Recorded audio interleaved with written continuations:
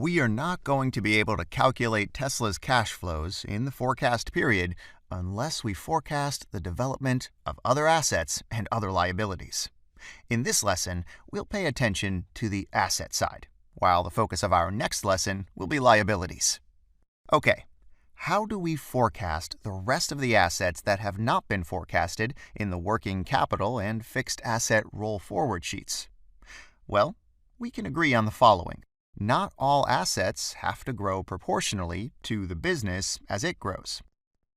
For example, if Tesla registered some restricted cash and securities in its assets, this does not mean the company will have to grow the amount of restricted cash and securities as it starts to sell more cars. Okay? In this case, we can model restricted cash as flat for the entire forecast period. The other option is to have an item which would expand at the same pace as revenues. Such is the case with prepaid expenses.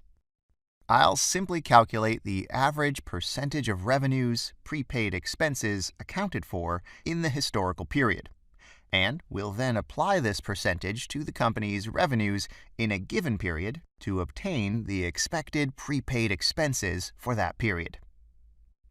Okay, so we can have these two types of situations for assets that have not been forecasted yet. The first type will be modeled as flat, while the second as growing at the same pace as the company's revenues. Cash is the only exception. We won't be able to fill in cash before we've calculated net cash flow. Therefore, cash will remain empty for the time being. And we already discussed restricted cash. Trade receivables and inventory were forecasted in the working capital sheet a bit earlier. We also dealt with prepaid expenses, saying it will likely grow as a percentage of revenues. Next on our list, operating lease vehicles.